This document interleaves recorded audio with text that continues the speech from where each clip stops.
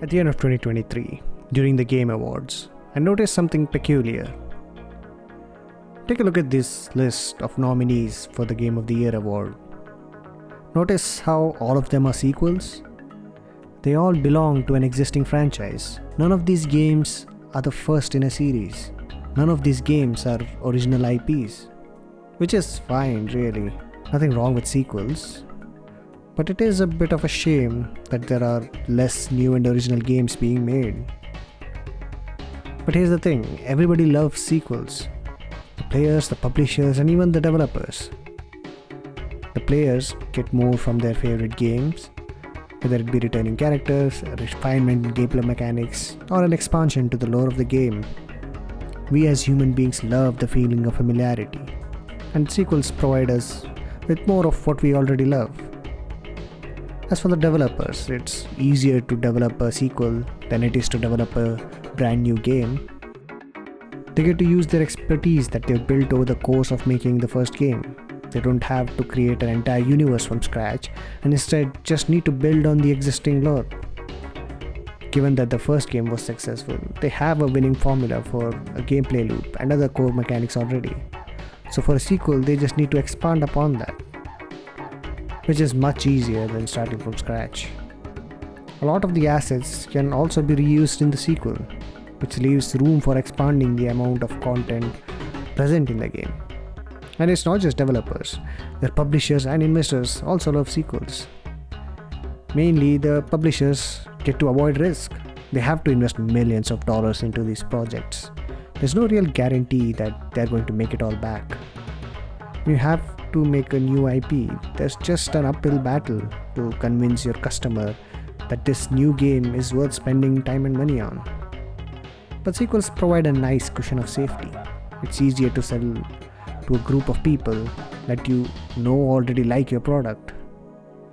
It's sort of a win-win-win situation. There is a discussion to be had about the slow death of original ideas in the AAA gaming industry due to the rising cost of video game development. But that's not what this video is about. This is a video about how different game series handle sequels.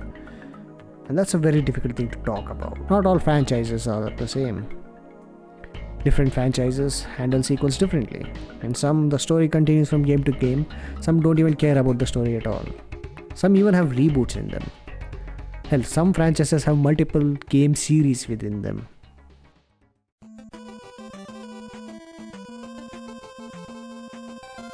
For a lot of games, it's just best to play the latest game that's come out.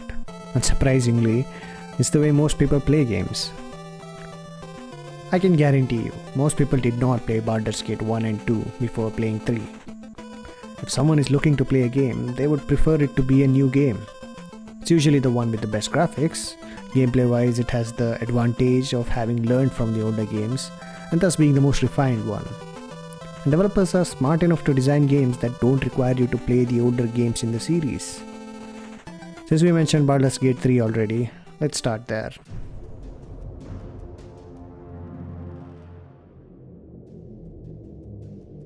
Baldur's Gate is originally the name of a location in Dungeons & Dragons universe. In 1998, BioWare developed the first Baldur's Gate game. It was a semi-real-time role-playing game that used a modified version of the D&D rule set. Then 2 years later, they released Baldur's Gate 2 in the year 2000. Baldur's Gate 3, made by Larian Studios this time, the developers behind the Divinity series, came out in 2023, a whole 23 years after 2.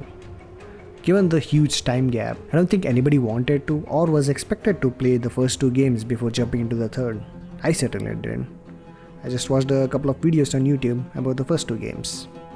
But the new game certainly does provide a good jumping in point for new players into the series. I don't think many players would go back and play the original games, but I don't think a lot of players are going to start at the original games either.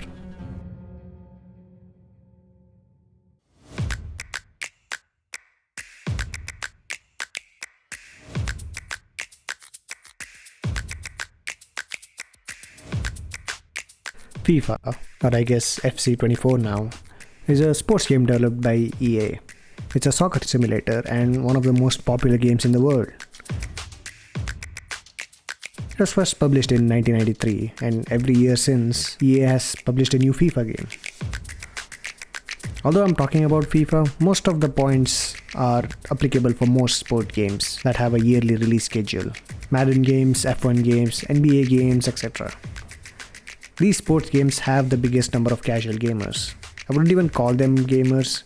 They're regular people who love sports and want to play that sport in a digital form. FIFA players only play FIFA games for the most part, regardless of the number of games in the series. It's just best to play the latest one that's out. There's no point in playing any of the older titles in the series. The latest one has all the advancements, updated teams, and also most of the player base is also probably playing the latest edition. Only reason why you wouldn't want to play the latest one is if you like the way an older version plays, or there's a feature you miss from an older version. Another EA game with a long history starting back in 1994.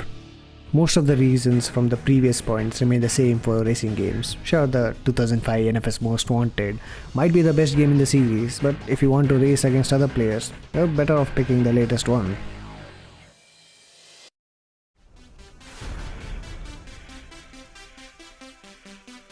Mortal Kombat or other fighting games have a similar reason. You have to go to where the player base is, and more often than not, the player base is on the latest title. So there's not much to say about that.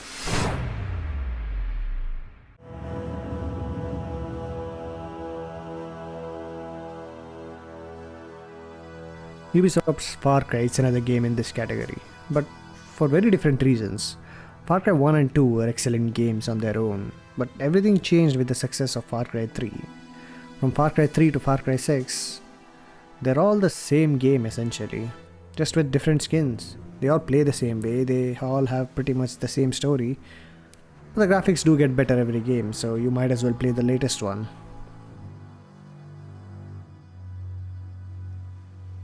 I think most people don't want to go through a back catalogue of games to play a new one that's coming out. If a game looks interesting, they'll play it, and there's nothing wrong with it. I just gave you several legitimate reasons for only wanting to play the latest games. But once you do look past the shiny graphics and modern conveniences, there's a rich history of older titles you can delve into. So let's get into playing multiple games in a franchise.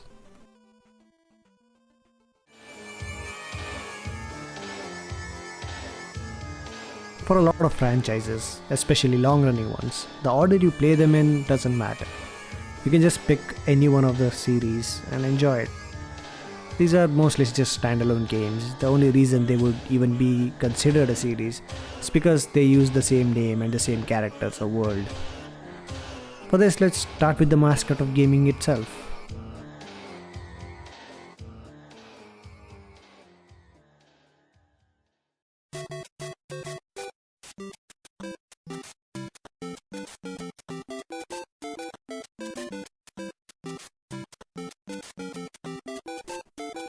Super Mario is one of the most well-known characters in gaming. He first showed up in 1981's arcade game Donkey Kong, but it didn't take long for him to get his own game. Since 1983, this Mario has shown up in around 256 games and plenty in other mediums like comics, movies, and even theme parks. I think it's fair to say most people are not going to play every single game in the franchise. Most of these games are standalone though, with a self-contained story, so you can just play whichever game interests you.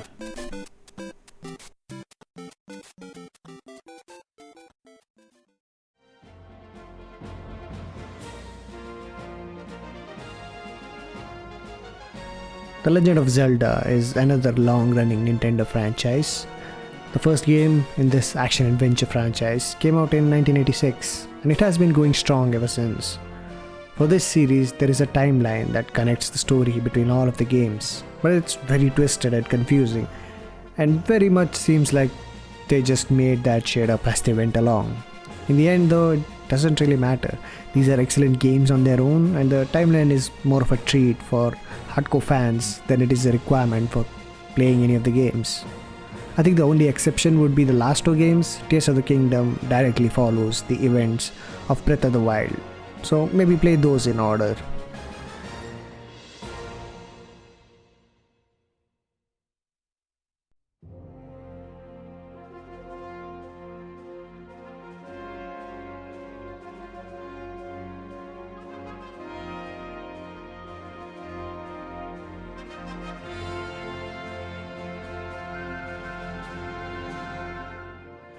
Final Fantasy is another classic franchise.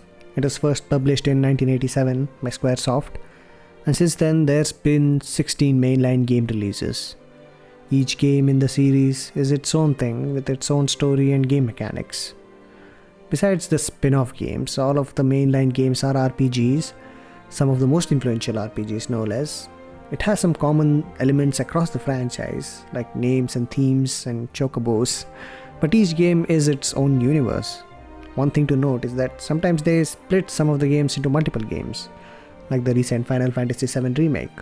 If you're planning on getting into Final Fantasy, the main thing you should know is that some of these games are way better than the others.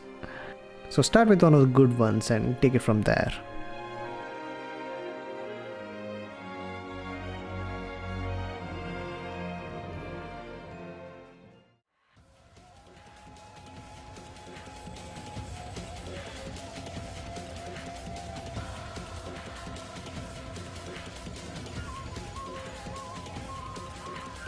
A relatively newer franchise when compared to the last few entries, Assassin's Creed first came out in 2007.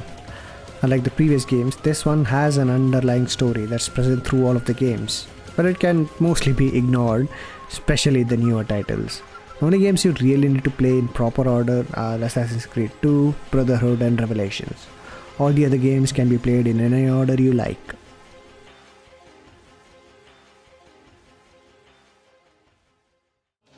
I think most game developers understand that there will always be new players willing to try out their games. Putting the burden of playing all the older games in order to play the new one is an obstacle few people are willing to cross. Although I only mentioned 4 franchises here, rest assured most gaming franchises belong here. A lot of the game series I mentioned later in the video also belong here, but we'll get to those later. For now, let's look at the question, what if the older games in the franchises are too old for modern audiences?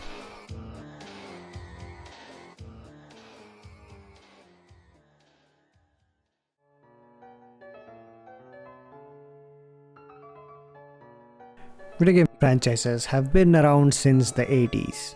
For those not keeping count, that's 4 decades. That's a long ass time. Just like a middle-aged balding man, a lot of video games tend to be forgotten, lost to the sands of time. However, once in a while, a publisher notices an IP sitting dormant in their dusty vaults and decides there's still more money to be milked from it. That's when reboots, revivals and remasters come into picture. I partly jest, of course, not all games are born of corporate greed, but a fair number of these are. There is a subtle difference between reboots, revivals and remasters, but I'm not gonna get into that.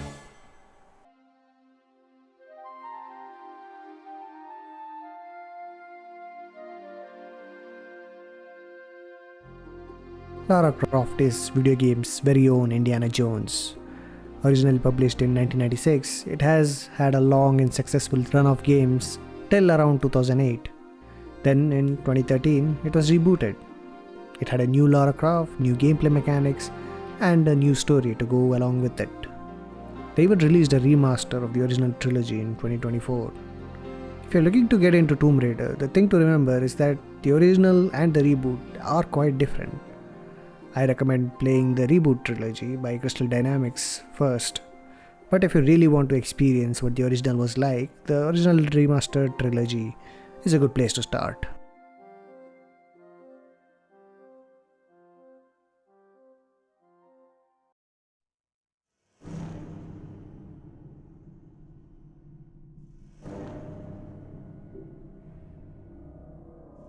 Originally, Fallout was an isometric RPG set in post-apocalyptic America that came out in 1997. It had a sequel in 1998 that expanded the world and the story of Fallout. Then it went dormant for a while. Then Bethesda picked it up and made Fallout 3, released in 2008, a whole decade after the second game. It revived the franchise and introduced the retro-futuristic world of Fallout to a whole new audience. Since then, there have been 2 more mainline titles in the series, the excellent Fallout New Vegas and the mediocre Fallout 4.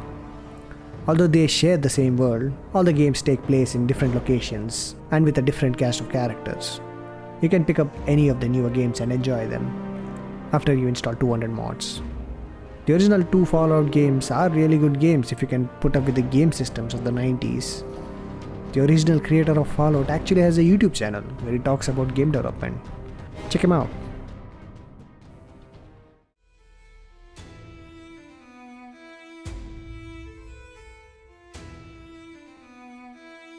Similar to Fallout, Deus Ex and its sequel were released in 2000 and 2003 respectively, and then forgotten about until Square Enix revived the franchise in 2007 with Deus Ex Human Revolution. Although the first two games are really old, the immersive sim elements of the games hold up really well. The UI does not though. I recommend playing the newer games and then going back to the older ones if you're itching for more Deus Ex.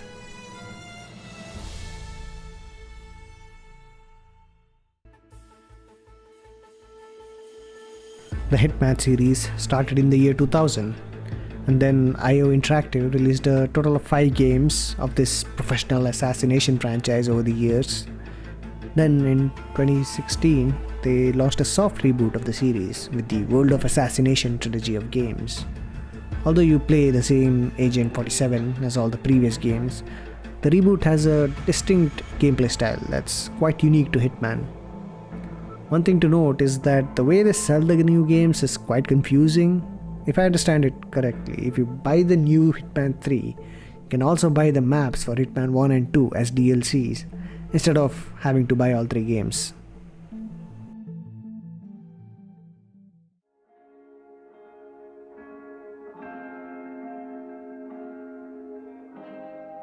The Wolfenstein games have a long and rich history. Although first released in 1981 as a 2D stealth game, it was the third game released by id Software, Wolfenstein 3D, that's remembered as the godfather of 3D shooters. After the 1992 game, surprisingly it went dormant till 2001 when Return to Castle Wolfenstein was released. After that, we had a sporadic release of a handful of sequels, and then Machine Games breathed new life into this franchise with Wolfenstein: The New Order, a reboot of the classic franchise to bring it up to speed with the modern shooters. This game is a good place to start for newcomers into the franchise.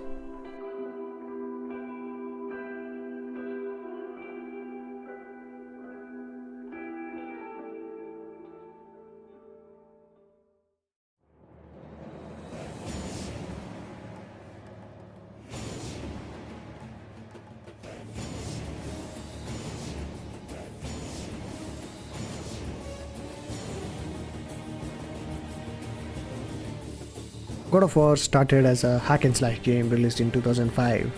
Then in 2018 switched genres to a third-person action-adventure.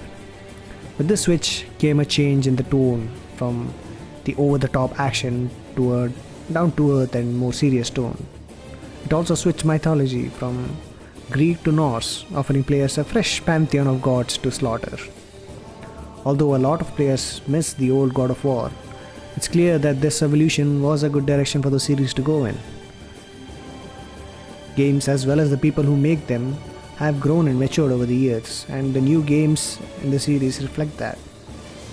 The new games are a good starting point for someone new to the franchise, but playing the older games first will give you a much more rewarding experience.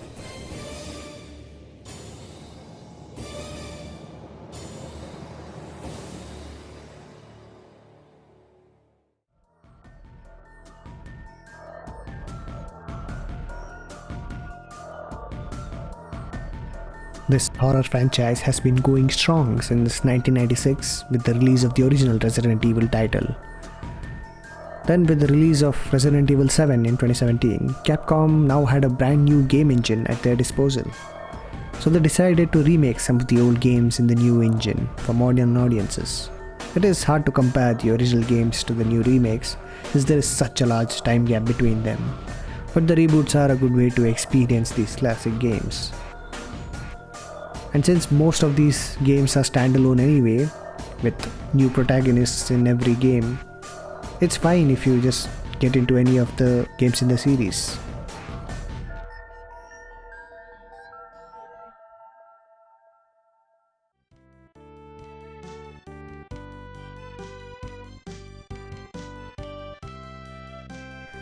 Reboots, revivals, and remasters are a controversial topic.